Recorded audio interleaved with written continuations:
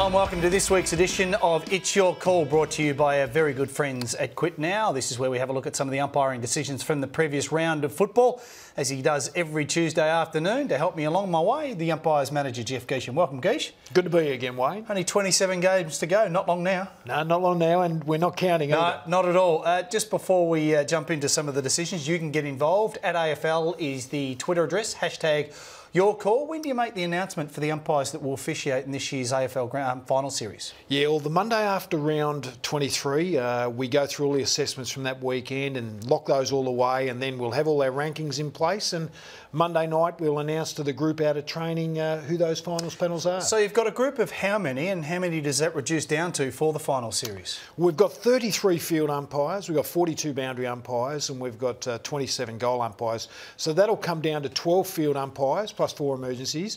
It'll come down to 8 goal umpires plus 4 emergencies, and it'll come down to 16 boundary umpires. So it narrows right down and the cream rises to the top. All right, not long now for the umpires to find out who's going to be doing this year's final series. Let's jump straight into it. Don't forget, at AFL, hashtag Your Call.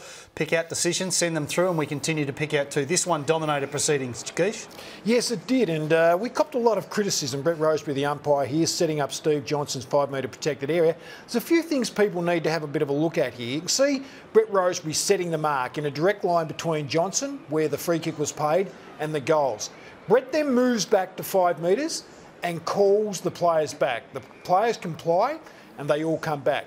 Now, as soon as Johnson moves, that player on the mark can actually be there. He's moved across the mark, not forward.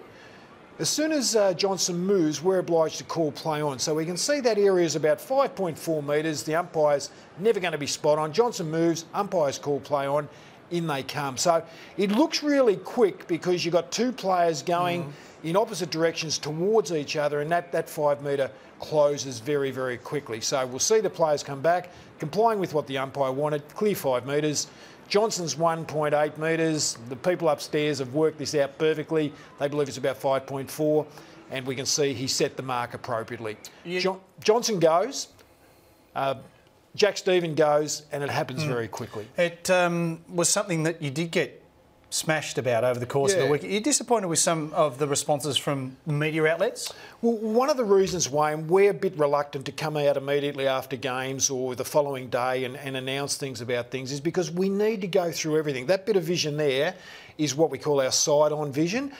We can often look at other vision and it just doesn't show the depth or the distances or what really happens. So we've got to be careful with that. We knew that night that we got it right because we'd seen this vision, but most of the media, you know, everyone wanted to say Brett got it wrong. We were defending the indefensible, and but we can see from that he got it right, and we're pleased about that. But can I just stress the point that the protected area is an area now that we really need to be spot on with, because all clubs are looking at it closely, looking at how they can deal with that situation. So we've got to be very accurate and consistent with that. It's not easy, but we've got to be accurate and consistent where we can be. All right, nice segue, because we have a look at a decision that didn't go the way of the Magpies, and it is around the protected area. Just talk us through this one. So this is a different set of circumstances. This is general play. And what we can see there, Blair gets a free kick. As he went in to take his kick, a player from North Melbourne comes through the protected area. Liam Anthony, from outside 5 metres, runs right into the protected area. So that clearly should have been a 50 metre to Blair. The umpire hadn't called play on at that stage. And because he had come from outside 5 metres to alongside Blair, he had come into the protected area, and we should have paid 50 metres. All right, the next one we'll have a look at, deliberate out of bounds, has been certainly something on the agenda, rightly or wrongly. Here's another example. Well, we paid a number last week, as people know, and look, we've been asked, your listeners and your viewers would have heard all year, Wayne, we've said we've been asked to be really strong with this. We can see Arnfield just push the ball straight out there. This one here, out near the boundary line, player just pushes the ball or handballs it straight toward the boundary line. The second angle here will show that when Scully runs onto the ball, he's actually behind when the handball's handballed out. So comfortable with that one as well.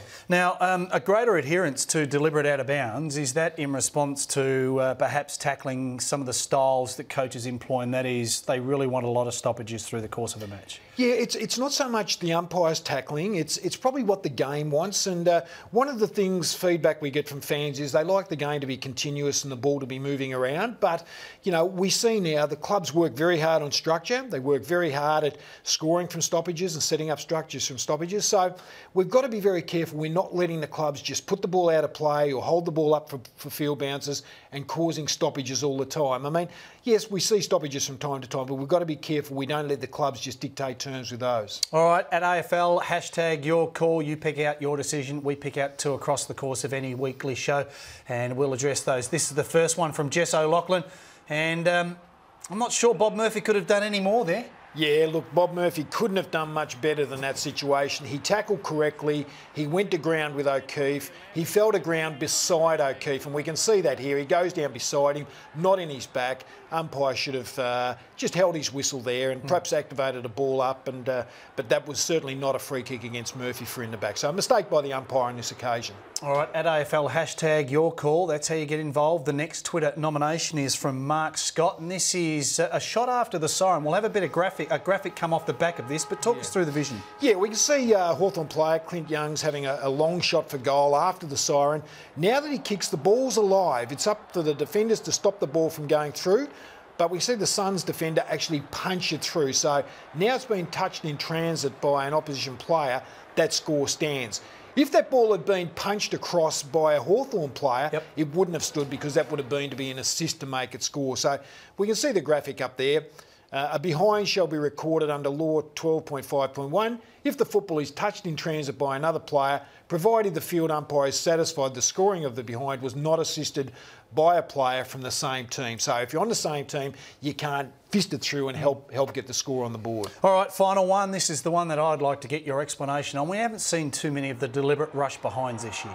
Yes, we've only seen one in general play and one from a ruck contest, but just see that bit of vision there. We're so pleased that Shane Stewart, the umpire, paid this because we don't see it much, but we see the Suns player pick it up near the top of the 10-yard square, retreat, then walk the ball across the line. Had lots of options, could have done other things, but was happy just to walk the ball back through for a score. All right, always a pleasure to have you in. Thanks for your time. Thanks, Wayne. And thanks to you. And don't forget, at AFL, hashtag your call. That's how you get involved. And we've got a couple of lucky winners. Congratulations to Carlia Marsh of Belmont and Luke James of Glen Iris, both from Victoria. Winners of last week's Quit Now reserve seat tickets. And for your chance to win a double reserve seat pass to a game of your choice, as well as a 2012 Toyota AFL Grand Final Greatness Package, go to quitnow.gov.au and in 25 words or less, give us your best motivational speech encouraging a friend or family member to quit smoking. We'll see you next week.